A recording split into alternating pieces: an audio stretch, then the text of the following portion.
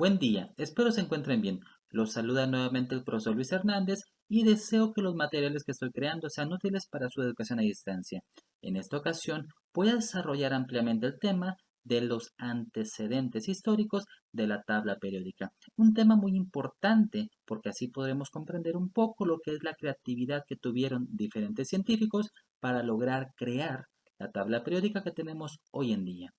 Para poder comentarles la historia de la tabla periódica, requerimos primeramente definirla. Y esta tabla periódica viene siendo un registro en el que los elementos químicos aparecen ordenados según su número atómico, o recordarás, número de protones, en una disposición que reúne por columnas aquellos elementos con características similares. Esta historia comienza desde la antigüedad, hablamos tal cual del tiempo de los presocráticos.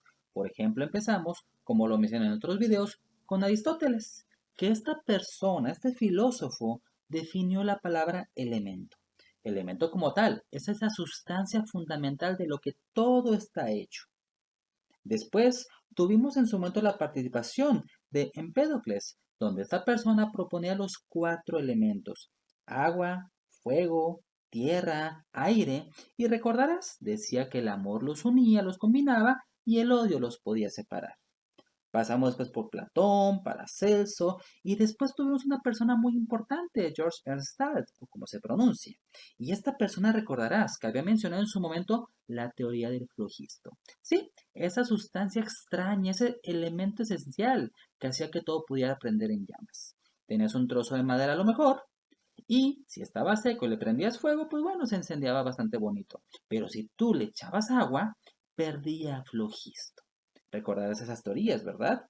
Pero bueno, pasamos después a ese personaje de nombre Robert Boyle que redefinió el concepto de elemento. Ahora sí, el concepto como lo conocemos hoy en día. Y un elemento es aquella sustancia que no se puede separar en sustancias más simples. Bueno, tenemos varios elementos, pero la pregunta es, ¿cómo los clasificamos? ¿Cómo los agrupamos? Es así que llegamos a uno de los primeros escalones importantes de la historia de la química, Antoine Laurent de Lavoisier. Y esta persona, de la que hablé en su momento en otros videos, convierte la química en ciencia y hace una primera clasificación. Es el precursor de la química cuantitativa, como tal, bajo medidas.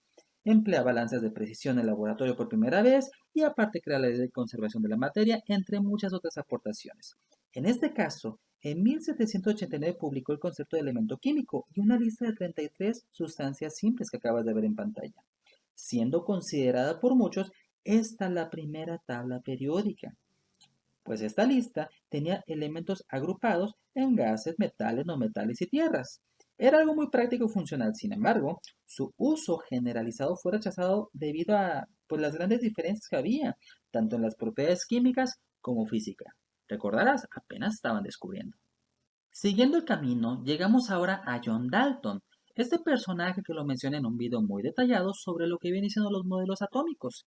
Y esta persona, en 1808, publica su teoría atómica, donde por fin el átomo tiene un sentido real. Una bolita, sí, pero fue el primer modelo, recordarás. Y a final de cuentas, en esta teoría determinó que el átomo tiene peso y que se puede calcular. Bueno, como dato adicional, también en honor a él se da el término de daltonismo en un momento dado. Tenemos a Amedeo Avogadro. Esta persona en 1811 publicó la hipótesis de Avogadro. ¿Qué es lo que significa esto? Él dijo que en las mismas condiciones de presión y temperatura, volúmenes iguales de diferentes gases contienen el mismo número de partículas. Dicha hipótesis permitió establecer un patrón de medida para estandarizar la escala atómica, la cual se llama mol. Y este mol, a final de cuentas, es una sustancia, es la cantidad de la sustancia, que puede tener 6,022 por 10 a la 23 partículas, sean iones, moléculas, átomos, etcétera. O sea, es un estándar. Lamentablemente, en la época de él y cuando lo publicó, pues como que no le hicieron mucho caso.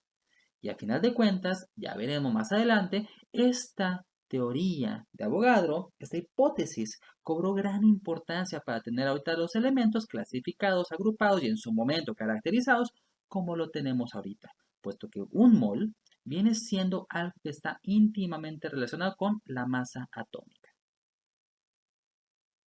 El siguiente personaje fue muy importante, puesto que Jöns Jacob Berzelius fue la primera que hizo la agrupación de elementos ordenándolos por su peso atómico. Al mismo tiempo, al final, esta persona los acomodó y clasificó por la electronegatividad de los mismos. Pero algo que fue mucho más valioso, más importante, fue que en 1814 introdujo lo que sería una nomenclatura. Nomenclatura es la forma en cómo nombramos correctamente elementos, moléculas, compuestos, etc. Entonces, en 1814 inventó un sistema sencillo de notación química y consistía simple y sencillamente en una o dos letras del nombre del elemento en latín. Claro, después hubo muchísimos cambios al respecto, puesto que ahorita ya se utilizan nombres de algún científico, de alguna ciudad donde se descubrió, etc. Pero bueno, ejemplos de lo que este Berzelius hizo son estos. Sodio, es como tú lo conoces, es elemento sodio, que como tal en latín significa o se menciona natrium, y es por ese motivo que Na es el símbolo para decir sodio. Otro ejemplo, azufre, viene del latín sulfur, y esto nos da la letra S para poderlo identificar. Y uno más, el cobre. Es muy antiguo en su uso y tenemos que el cobre se dice cuprum, y es por eso que Cu es el símbolo del cobre. El siguiente personaje fue Johann Dobereiner. Esta persona tuvo una idea bastante curiosa y al inicio sonó muy bien. En 1817, él propuso lo que conocemos como ley de las tríadas. ¿En qué consiste? Él simple y sencillamente decía que las tríadas deben de existir en la naturaleza y él acomodaba elementos de tres en tres, pero la clave estaba en que el elemento central correspondía al promedio de los elementos que estaban a los lados, de sus características. Ejemplo, cloro y yodo. En sus características o cantidades sacábamos un promedio y tendríamos como resultado el bromo. O sea, él intentaba buscar una relación en base a las propiedades de los elementos y por eso los contó de tres en tres. Y muchos científicos empezaron a cuestionarse sobre la validez de esto y al último encontraban que no siempre se disponía de valores exactos para esos elementos, pues estaban descubriendo muchas cosas sobre ellos. Y entonces esto hacía muy difícil que pudiera encontrarse coherencia al 100% en las tríadas. Había muchas irregularidades pues como tal en la búsqueda de la razón de esto. Y despertando esa curiosidad por querer organizar o clasificar los elementos, tenemos a Jean-Baptiste Dumas. Este personaje que en 1857 logró describir la relación entre algunos grupos de metales. Y siguiendo con este trabajo, después esta persona pudo clasificar los metales en 5 familias: hidrógeno, flúor, oxígeno, nitrógeno y carbono. Llegamos a mediados del siglo XIX. Ya se conocían en promedio 60 elementos químicos, pero los científicos no se lograban poner de acuerdo sobre su terminología, y mucho menos de cómo ordenarlos. Entonces era necesario ponerle un orden, poner algo claro en la química. Y entonces, para resolver todas esas cuestiones, en 1860 se organizó el primer Congreso Internacional de Químicos o de la Química en Karlsruhe, Alemania, o como se pronuncia. Y fue el primer congreso, la primera reunión internacional donde existía como principal objetivo poner orden en la química en todos los aspectos posibles. Muchos científicos participaron en dicho congreso, pero hubo uno en particular que destacó por sobre todos los demás. Este joven, Stanislao Canizaro, este italiano, fue aquel que en 1858 publicó un artículo, pero aquí, en este congreso, lo estuvo compartiendo con la mayoría de los asistentes. En este documento, él estableció el concepto del peso atómico y la diferencia de este concepto pues con lo que es el peso molecular, es decir, él estableció una diferencia clara entre átomo y molécula. También retomó la hipótesis de Avogadro y le dio una utilidad, lo hizo práctica y ahora hoy en día gracias a eso tenemos muchas cosas interesantes en la química. Tenemos entonces claro que el trabajo de Canizaro permitió determinar la masa atómica y al mismo tiempo sembró esa iniciativa, esas ganas, ese interés y curiosidad en que algunos de los asistentes crearan, diseñaran sus propias tablas periódicas. Y sí, de ahí surgió la que tenemos hoy en día, o al menos la base. Y uno de los primeros en aventurarse fue Alexander Chacotois. No se pronuncia así o no, pero bueno, así sonó bonito. Y esta persona en 1862 clasificó los elementos en un cilindro vertical, el cual tenía 16 líneas paralelas. En ese cilindro hecho de papel, digamos, lo doblabas como forma de hélice de 45 grados y él se dio cuenta que todos los elementos en su momento, alojados en la superficie, de una otra manera ordenados por lo que es el peso atómico, tenían una diferencia de 16 unidades uno encima de otro, o sea, traducción. Esta persona fue la primera en observar que de una u otra manera las propiedades de los elementos se repetían cada 7 elementos.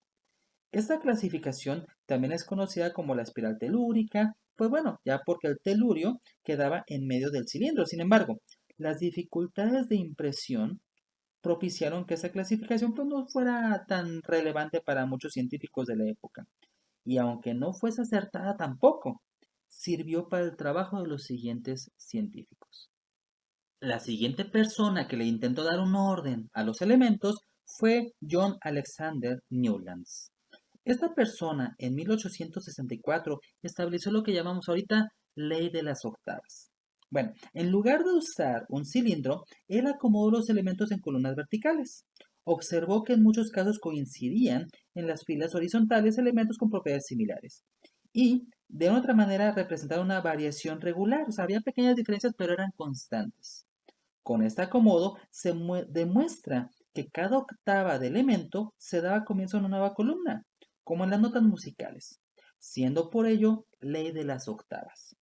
Conviene recordar que, bueno, por ese entonces eran muchos los elementos desconocidos, por lo que la ordenación, el acomodo de los mismos en este tipo de reglas de octavas, pues presentaba muchas irregularidades. Y es por ello que solamente con los primeros elementos hasta el calcio tenía coherencia. Con la intención de tener otro acomodo diferente, cambiar todos los aspectos de los conocidos, tenemos a Gustavus Heinrich. Esta persona en 1867 inventó un sistema en espiral en base a las similitudes químicas. Esta persona se basó en los espectros, los pesos atómicos y otras similitudes, pero se enfocó, repito, en las cuestiones químicas. Y más o menos lo que es su, digamos, orden parecía lo que ahorita podríamos pensar, a lo mejor como un sembradío que lo marcaban extraterrestres. Pero bueno, ese era su acomodo de los elementos. Hoy en día lo vemos y por supuesto no tenemos alguna idea de exactamente cómo era útil, pero lo que sí fue muy útil para los siguientes científicos fue la iniciativa de esta persona de utilizar esas propiedades químicas para poder organizar los elementos. Y uno de ellos fue este personaje, Julius Meyer. Esta persona en 1864 publicó su primera tabla periódica. En ella clasificó 28 elementos químicos en 6 familias diferentes. Y aquí tomó mucho en cuenta lo que es la valencia de esos elementos. Dejó huecos como para el silicio, el estaño, el germanio, que bueno, para ese entonces eran desconocidos. Para el año de 1868 publicó, pero no a gran escala, publicó lo que fue su segunda edición. Aquí ya incluyó esta persona 55 elementos y le dio prioridad a las propiedades físicas de los átomos. Pero esta persona no se le prendió el foco o algo pasó que fue hasta 1870 que publicó esta segunda edición de la tabla periódica de manera formal a toda la comunidad científica mundial. En el siguiente escalón de la historia tenemos a este personaje, Dmitri Mendeleev. Esta persona se inspiró muchísimo en todos los trabajos que he mencionado antes, excepto el de Meyer, porque Mendeleev estuvo trabajando en su tabla periódica al mismo tiempo que Meyer, pero entre los dos nunca supieron que el otro estaba trabajando en el mismo proyecto, por así decirlo. Pero bueno, Mendeleev, el 6 de marzo de 1869, repito, después de inspirarse en tantos trabajos previos, esta persona creó una tabla periódica de los elementos según el orden creciente de sus masas atómicas. Y era una tabla periódica que evidentemente iba a tener muchos errores, porque a fin de cuentas varios elementos seguían investigándose y los datos en cuestión de números, pues por supuesto estaban incorrectos varios de ellos. Pero a esta persona, Dmitri Mendeleev, se le considera el padre de la tabla periódica moderna, porque fue quien la hizo pública en 1869. Si Meyer la hubiera hecho pública su segunda edición, que la creó un año antes, lo hubiera hecho pública, sería el padre como tal de la tabla periódica, pero no.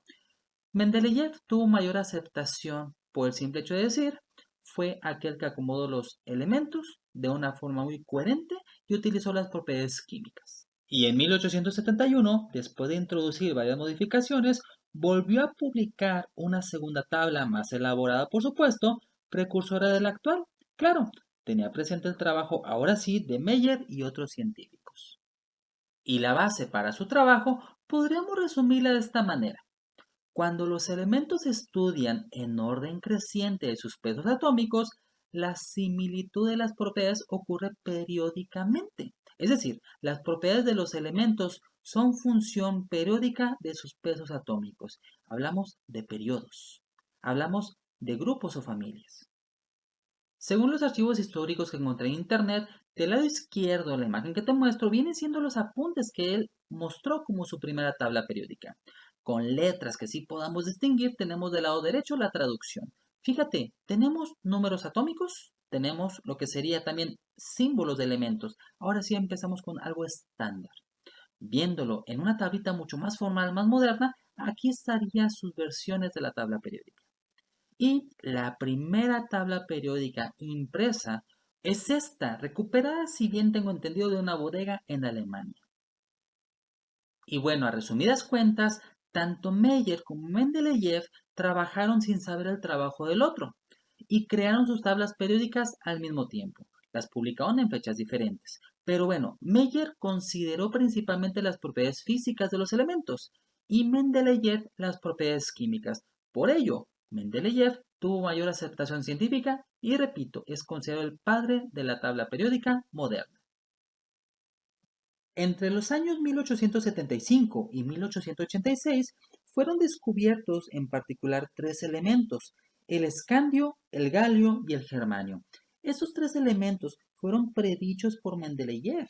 O sea, estamos hablando que la extraordinaria concordancia entre las propiedades encontradas en esos elementos y las que predijo o anunció Mendeleev previamente hizo que toda la comunidad científica mundial aceptara la tabla periódica de este químico ruso.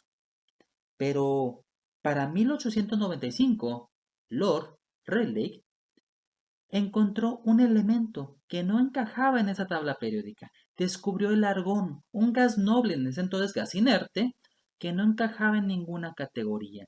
Y es donde surge la duda. ¿Cuántos más elementos faltan por descubrir y qué otras características tendrán? Es así que para 1904 se agrega un nuevo grupo de elementos en la tabla periódica, los gases nobles, en aquel entonces gases inertes, pero bueno, ya platicaré después de ellos más adelante. Para después, en 1911, Rutherford, ese personaje que había ganado un premio Nobel en 1908 por sus investigaciones sobre la desintegración de elementos, lo que es la química nuclear, pero bueno, en 1911 describe el concepto de número atómico, porque ya comprueba y demuestra que hay un núcleo y establece entonces esa existencia, con lo cual va a haber por fin un nuevo orden consecutivo para poder acomodar los elementos. O sea, resumen, Ernest Rutherford fue el que dio pie para poder hacer un reacomodo de todos los elementos en base al número atómico. Gracias a todo lo acontecido, tenemos después a Henry Moseley, el cual en 1914 determinó los valores, por medio de experimentación por supuesto, de la carga nuclear o el número atómico de cada elemento. Con esto demostró que el orden que había propuesto Mendeleev corresponde efectivamente al que se obtiene al aumentar el número atómico de uno en uno.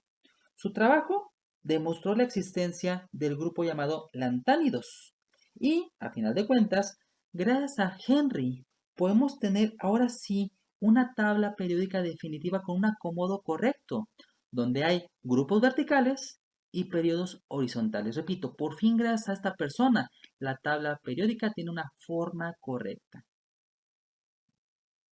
Y llegamos nuevamente a alguien muy importante, Clem Theodore Seaborg. Esta persona hizo muchísimos descubrimientos. Para esto, tenemos que empezar con uno muy importante, en 1938. Esta persona descubrió muchos elementos, entre ellos el plutonio, pero varios elementos eran artificiales y algunos, por supuesto, radioactivos. Para el año de 1944, esta persona propone añadir una nueva serie de elementos, los actínidos. Para el año de 1951, por todo lo que ha hecho, bueno, es un gran merecedor del premio Nobel. Y por último, nomás como comentario sobre la tabla periódica, en 1974 fue descubierto el elemento 106 y se bautizó Saborio en honor a esta persona. Y ya por último, tenemos que el 28 de noviembre de 2016 se realizó a nivel mundial la última actualización de la tabla periódica. En esta actualización ya se añadieron nuevos elementos, algunos que no habían sido como tal definidos exactamente. Ahora sí tenemos esos elementos con su nombre correcto y definitivo: niobio, moscovio, teneso o ganesón. Y por supuesto, dos, tres ajustes que hubo, a lo mejor en algunas masas atómicas, números atómicos, pero bueno, son los últimos cambios realizados en la tabla periódica. Y con ello doy por terminado este video. Agradeceré muchísimo que puedas suscribirte al canal para que este proyecto siga creciendo y espero de verdad, ojalá te haya servido en tu educación a distancia. Nos vemos en el siguiente video.